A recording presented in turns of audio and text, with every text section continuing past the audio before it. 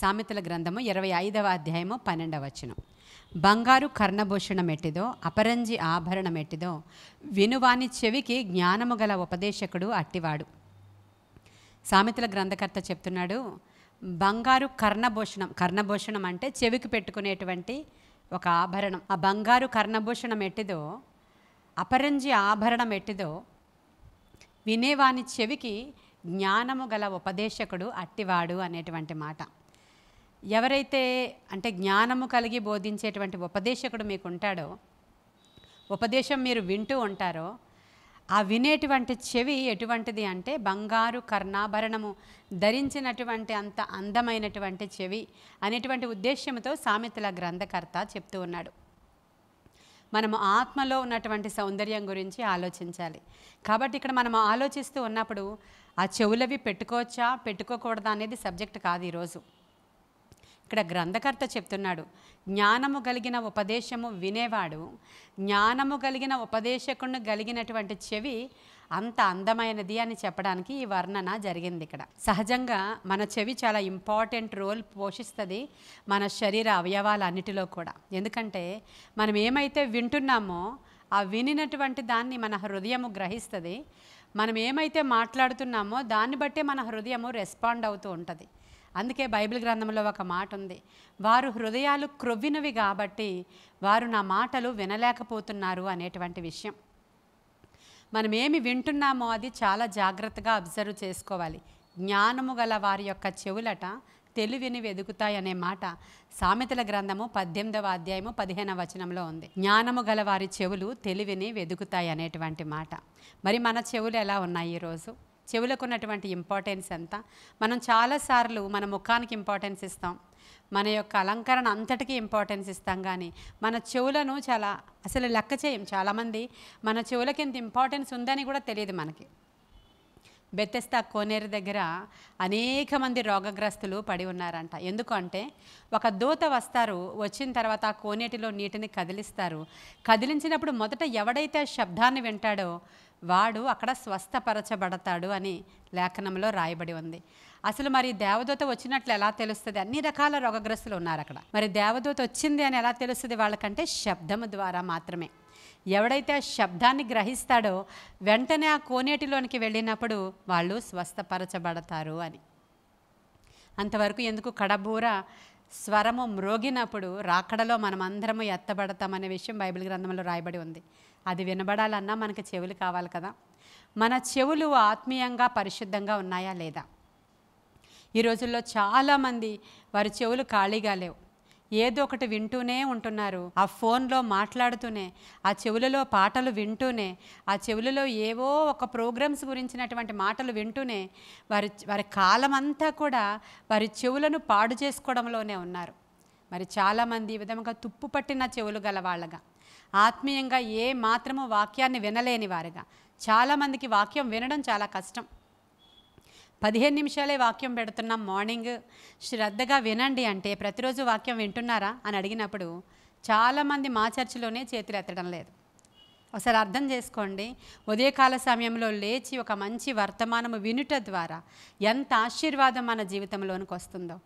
మరి ద్వితీయోపదేశకాండం 6వ అధ్యాయంలో ఇవే మాటలు, పిల్లల్ని పెంచడం గురించినటువంటి మాటలు గ్రంథకర్త రాస్తూ ఉన్నాడు అక్కడ. వారు ప్రతిరోజు కూడా పండుకొనినప్పుడు, లేచినప్పుడు, త్రోవని నడుస్తున్నప్పుడు, ఎంటన ఉన్నప్పుడు వారు ఆ వాక్యాలను వింటూనే ఉండాలంట, వాటిని ధ్యానం చేస్తూనే ఉండాలంట, వాటిని నెమరు వేసుకుంటూనే ఉండాలంట. ఇంట పడుకుంటున్నప్పుడు ఎందుకని? వాళ్ళు పండుకుని నిద్రపోతూ ఉన్నప్పుడు వాళ్ళ యొక్క సబ్కాన్షియస్ మైండ్ యాక్టివ్లో ఉంటుందంట. కాబట్టి వాళ్ళు పడుకునే ముందు ఏం చేస్తామంటే దేవుని యొక్క మాటలు, దేవుని యొక్క వాక్యాలు వారి చెవులలోనికి వినేటట్లుగా మనం చేయడం ద్వారా వారంతా దేవుని గురించిన ఆలోచనలతో వాళ్ళు ఎదుగుతూ ఉన్నప్పుడు, వాళ్ళు పెరిగినప్పుడు, పెద్దవాడైనప్పుడు దేవుని వాక్యం నుంచి ప్రక్కకి వాడు తొలగిపోకుండా ఉంటాడంట. మరి దేవుని వాక్యాన్ని అనుదినము వినేటట్లుగా మీరు చేస్తున్నారా? చాలామంది దేవుని వాక్యాన్ని వినలేకపోతూ ఉన్నారు. కొంచెం సేపు ఒక 10 నిమిషాలు, 15 నిమిషాలు, ఒక 20 నిమిషాలు ఉదయకాల సమయంలో దేవుని వాక్యం వినండి అంటే ఆ టైంలోనే పనులన్నీ గుర్తొస్తాయి చాలామందికి.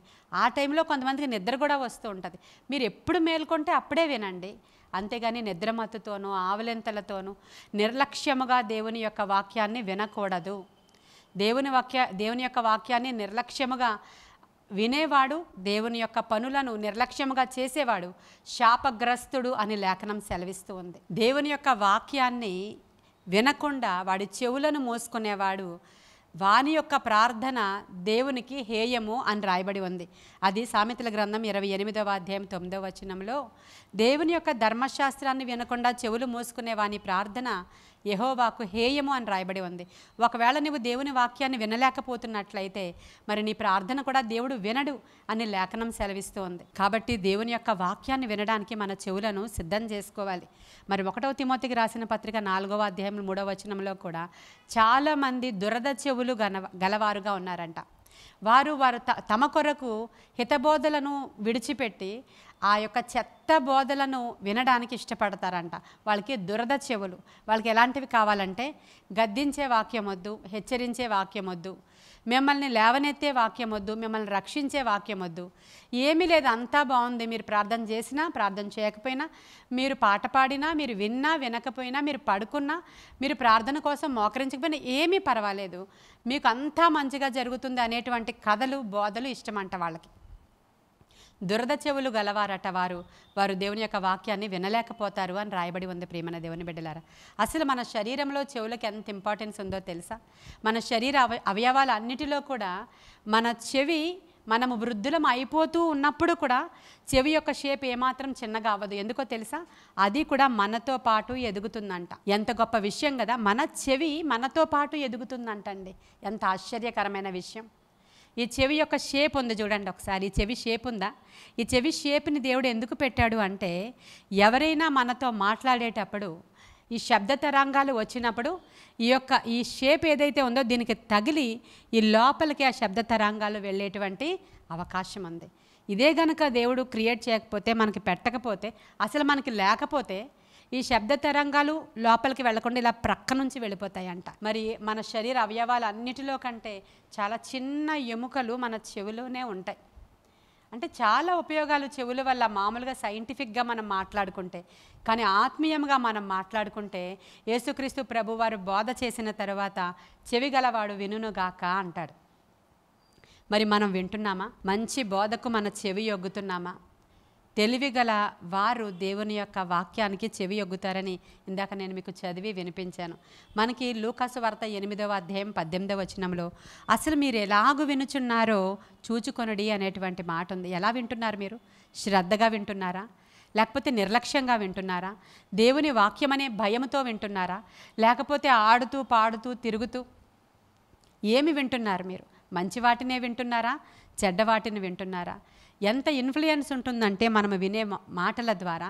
ఒకరి గురించి ఎవరైనా కొండెములు ఒకరు మాట్లాడినప్పుడు విన్నారు అని అంటే అవే నీ యొక్క శరీరం అంతట్లో చేరిపోయి చేదును కలగజేస్తాయి, గొడవలు కలగజేస్తాయి, నీ హృదయంలో కక్షలు పెడతాయి, క్రోధాలు పెడతాయి. ఇవి వినే మాటల విషయంలో చాలా జాగ్రత్తగా ఉండాలని బైబిల్ సెలవిస్తూ ఉందండి. చూడండి, యోబు గ్రంథము 12వ అధ్యాయము 11వ వచనంలో, అంగిలి ఆహారమును రుచి చూచినట్లు చెవి మాటలను పరీక్షించును అని రాయబడి ఉంది. మన అంగిలి మన లోపలికి వెళ్ళే ఆహారాన్ని ఉప్పగా ఉందా, చప్పగా ఉందా, మంచిగా ఉందా, మంచిగా లేదా అని పరీక్షించినట్లు నీ చెవి కూడా ఆ మాటలను పరీక్షిస్తుందంట. మరి నీ చెవి మాటలను పరీక్షించే చెవిలాగే ఉందా, లేకపోతే జబ్బు వచ్చేసిందా? జబ్బు గల చెవికి ఏది మంచిదో ఏది చెడో తెలీదు. ఎక్కడా చెవులు ఖాళీ లేకుండా అందరూ సెల్ ఫోన్సే. ఎక్కడ ఒక చోట వెయిటింగ్లో మనం ఉండాలి, ఒక డాక్టర్ దగ్గర, లేదంటే ఒక బస్ స్టాప్లో, ఒక ఎయిర్పోర్ట్లో, ఒక రైల్వే స్టేషన్లో అంటే ప్రతి ఒక్కరూ చెవులలో ఇయర్ ఫోన్స్ పెట్టుకుని వింటూనే ఉంటారు. ఎవ్వరి చెవులు ఈ రోజుల్లో ఖాళీగా లేవు. సమూయేలుతో ఏలి ఏమని చెప్తాడండి? దేవుడు నీతో మాట్లాడుతున్నాడు కాబట్టి నీ ఒక మాట చెప్పు, నీ దాసుడు ఆలకిస్తున్నాడు, సెలవియ్యు ప్రభువాను, అప్పుడు దేవుడు నీతో మాట్లాడతాడు అని ఏలి చెప్తున్నాడు. మరి నువ్వు ఎప్పుడైనా ఇలా అంటున్నావా? నీ దాసుడు ఆలకిస్తున్నాడు ప్రభువా, చెవులు నాకు తెరవ చేసి నాతో మాట్లాడని ఎప్పుడైనా అడుగుతున్నావా? ఇదివరకు దినాలలో మన చెవులు ఖాళీ ఉండేవి, ఇప్పుడు మన చెవులు ఖాళీగా లేవు. ప్రియమైన దేవుని బిడ్డలారా, ఇక్కడ చూడండి, మత్తయి సువార్త 13వ అధ్యాయం 15వ వచనంలో ఇక్కడ ఏమని రాయబడి ఉందంటే, వారి హృదయాలు క్రొవ్వు పట్టాయి కాబట్టి వారి చెవులు మందమైపోయినాయి అనేటువంటి అర్థం ఇచ్చే మాట ఉంది. యెషయా గ్రంథం 30లో కూడా ఇదే మాట మీరు చూస్తారు. వాళ్ళ హృదయాలు మందమైపోయినాయి అంట, కాబట్టి క్రొవ్వు పట్టుకుపోయినాయి అంట. అందుకనే వారి చెవుల్లో ఏమి చెప్పినా వాళ్ళు విననేరకున్నారు అనేటువంటి మాట ఈ యొక్క మత్తయి సువార్తలో రాయబడి ఉంది. నిజమే కదా, మన చెవుల్లో ఏం వింటున్నామో అది హృదయంలోనికి వెళుతుంది. ఎంత కనెక్షన్ ఉందో చూడండి. మీరు ఏం వింటున్నారో అది, మీరు ఒక మంచి వార్త విన్నారనుకోండి, నీ హృదయం సంతోషంగా ఉల్లాసంగా ఉంటుంది. అది ఒక చెడ్డ వార్త, ఎవరో చనిపోయారు అనే న్యూస్ విన్నారనుకోండి, వెంటనే ఎందుకు హార్ట్ అటాక్ వస్తుంది మరి? ఎందుకంటే నీ చెవితో ఏమి విన్నావో అది నీ హృదయం వెంటనే రెస్పాండ్ అవుతుంది, నీ హార్ట్ వెంటనే రెస్పాండ్ అవుతుంది, నీ బ్రెయిన్ వెంటనే రెస్పాండ్ అవుతుంది. ఎంత సంబంధం ఉందో చూడండి. మరి ఈ రోజులు నువ్వు ధర్మశాస్త్రాన్ని అనుదినము వినేవాడవుగా ఉంటే ఎంత ఆశీర్వాదం నీ జీవితంలోనికి వస్తుందో ఒకసారి ఆలోచన చేయాలి. చాలా సందర్భాలలో మనం చెవికి ఇంపార్టెన్స్ ఏమీ లేదు అనుకుంటూ ఉంటాం. అసలు చెవికున్నటువంటి పైన ఉన్నటువంటి ఈ షేప్ కనుక మనకు లేకపోతే మనుషుడు అసలు బ్యాలెన్స్డ్గానే ఉండలేడంట, బ్యాలెన్స్ కోల్పోయి క్రింద పడిపోతాడంట. ప్రియమైన దేవుని బిడ్డలారా, మరి ఎంత ఆధిక్యత మన చెవులకున్నాయో ఈరోజు చూసారా, గ్రహించారా? ఇదే మాటని సామెతల గ్రంథకర్త చెప్తున్నాడు. బంగారు కర్ణాభరణం అంటే చూడండి, బంగారు యొక్క కర్ణాభరణం ఎట్టిదో, అపరంజి ఆభరణం ఎట్టిదో, శ్రేష్టమైనటువంటి ఉపదేశము చెప్పేటువంటి బోధకుడు ఆ యొక్క వినే చెవికి అట్టివాడు అనేటువంటి మీనింగ్. మరి శ్రేష్టమైన ఉపదేశము చెప్పేటువంటి ఉపదేశకులు నీ చెవికి అలంకరణ. ప్రియమైన దేవుని బిడ్డలారా, వారు శ్రేష్టమైన ఉపదేశం నీకు బోధిస్తూ ఉంటే, నీవు నీ చెవులతో వింటూ ఉంటే నీ ఆత్మీయ సౌందర్యము పెరుగుతుంది, నీ ఆత్మీయ స్థితి అభివృద్ధి పొందుతుంది, దేవునితో కనెక్షన్ నీకు చాలా ఆశీర్వాదకరంగా ఉంటుంది. అట్టి చెవులు మరి నీకున్నాయా? అట్టి చెవులుగానే చెవులున్నాయా? పాత నిబంధన కాలంలో యాజకులు ఇలాంటి సిస్టమ్ని ఫాలో అయ్యేవారు. దేవుని యొక్క ప్రత్యక్ష గుడారము లోపలికి వెళ్ళినప్పుడు వాళ్ళు చెవి కొన మీద, ఎక్కడైతే కర్ణాభరణము అంటున్నామో మనము, ఆభరణం ఎక్కడ ధరించుకుంటారో ఆ ప్లేస్లో చెవి కొన మీద, ఈ చెవి ఇక్కడ కొన మీద వాళ్ళు రక్తాన్ని ప్రోక్షించుకుంటారంట. రక్తాన్ని ప్రోక్షించుకొని ప్రత్యక్ష గుడారములోనికి వెళతారు. వాళ్ళు ప్రత్యక్ష గుడారంలోనికి ఎందుకు వెళతారంటే, దేవుడు వారితో మాట్లాడతాడు గనుక వారి చెవులు పరిశుద్ధంగా ఉంచుకోవాలి కాబట్టి రక్తాన్ని ప్రోక్షించుకుంటారంట అక్కడ. అంటే వారి చెవులు అభిషేకించబడిన చెవులు. ప్రియమైన దేవుని బిడ్డలారా, కాబట్టి ఈరోజు మరి నిజంగా సామెతల గ్రంథకర్త మాట్లాడిన చిన్న మాట, అటువంటి కర్ణాభరణము వలె ఒకవేళ అలంకరించుకున్నటువంటి చెవిలాగా నీ యొక్క చెవి అందముగా సౌందర్యముగా ఉండాలి అంటే నీవు దేవుని యొక్క వాక్యాన్ని వినాలి, వింటూ ఉండాలి. వినుట ద్వారా రక్షించబడతాము, వినుట ద్వారా విశ్వాసము కలుగుతుంది, వినుట ద్వారా మనము దేవునితో అధికముగా కనెక్ట్ అయి ఉంటాం. ప్రియమైన దేవుని బిడ్డలారా, ఇన్ని గొప్ప ఉపయోగాలు దేవుడు మనకిచ్చినటువంటి చెవి ద్వారా ఉన్నాయి. అదే సామెతల గ్రంథకర్త మనతో మాట్లాడుతూ ఉన్నాడు. మన చెవుల గురించి తెలుసు కదా, మనకున్నట్లుగా ఇంకొకరికి ఆ చెవులు షేపు ఉండదు. అంటే ఒక్కొక్కరికి ఒక్కొక్క రకమైన షేపును దేవుడిచ్చాడు. మన చెవులలో ఉన్నటువంటి గులిమి అంటాం కదా, వ్యాక్స్ అంటారు, అది కూడా దేవుడు ఎందుకు పెట్టాడంటే ఈ బ్యాక్టీరియా లోపలికి ఏది వెళ్లకుండా. మరి మనము దేవుని యొక్క వాక్యాలు వింటూ ఉన్నప్పుడు ఇంకా చెత్త చెదారం ఏమీ వెళ్లకుండా కూడా మన చెవులు ఆరోగ్యవంతముగా ఉండాలి అని అంటే అనుదినము కూడా దేవుని వాక్యాన్ని మనం వినాలి. అది కూడా జ్ఞానము గల ఉపదేశము వినేటువంటి ఉపదేశకుని యొక్క మాటలు మన చెవులలోనికి వెళ్ళడం చాలా శ్రేష్టము అనే అర్థమే ఈ యొక్క సామెతల గ్రంథకర్త సామెతల గ్రంథం 25:12 వచనంలో చెప్పాడు. కాబట్టి కొన్ని మాటలు మన వెనుకడిలో దేవుడు దీవించి ఆశీర్వదించునుగాక. ఆమేన్. ప్రార్థన చేసుకుందాం. మహాపరిశుద్ధుడైన తండ్రి, మహోన్నతుడైన దేవ, సర్వాంతర్యామి నీకు వందనాలయ్యా. సర్వశరీరులకు దేవుడా నీకు వందనాలు. సకల ఆశీర్వాదాలకు కారణభూతుడైన తండ్రి, మరొకసారి నాయన ఈ మంచి వర్తమానం చెప్పడానికి మీరు ఇచ్చిన కృపను బట్టి వందనాలు. వినువారు వెంటనే మార్పు నొందడానికి, వారి చెవులు శుద్ధీకరించుకోవడానికి, దేవుని వాక్యాలు లోపలికి దేవ చెవుల ద్వారా వాళ్ళ హృదయంలోనికి పంపించడానికి అవసరమైన కృప వినువారందరికీ దయచేయమని దేవా, నాయన దేవుని ధర్మశాస్త్రానికి నాయన వేరుగా వారి చెవులు పెట్టుకోకుండా సహాయం చేయండి. దుష్టుడు ఎవడైతే వాక్యము వినకుండా డీవియేట్ చేస్తున్నాడో వాడి దుష్ట పన్నాగాలు యేసునామంలో కాల్చివేయబడును గాక. ఆత్మశక్తితో కార్యాలు జరిగించమని వినేవారందరూ ఆశీర్వదింపబడడానికి సహాయం చేయండి. అలాగే వినికిడి ప్రాబ్లంతో బాధపడుతున్న వారిని కూడా ముట్టి స్వస్థపరచండి యేసునాయన, ముట్టి స్వస్థపరచండి. చెవులలో నీవు వ్రేలు పెట్టి ఎఫ్ఫతాని పలికావు తండ్రి. వినికిడి ప్రాబ్లంతో బాధపడుతున్న వారిని నీవు పొందిన దెబ్బ దెబ్బల చేత గాయముల చేత సంపూర్ణ స్వస్థత విడుదలివ్వమని, యేసునామంలో స్వస్థత శీఘ్రముగా కలుగునుగాక. స్వస్థపరచండి. ఆత్మీయ ఆరోగ్యము, శారీరక ఆరోగ్యము వారికి దయచేయండి. నీ కృపగల హస్తానికి ఈ యొక్క వర్తమానాన్ని వినేవారందరినీ కూడా అప్పగించుకుంటూ యేసయ్య శ్రేష్ఠ నామంలో అడిగి వేడుకొనుచున్నాము మా ప్రియ పరలోకపు మా తండ్రి. ఆమేన్. God bless you.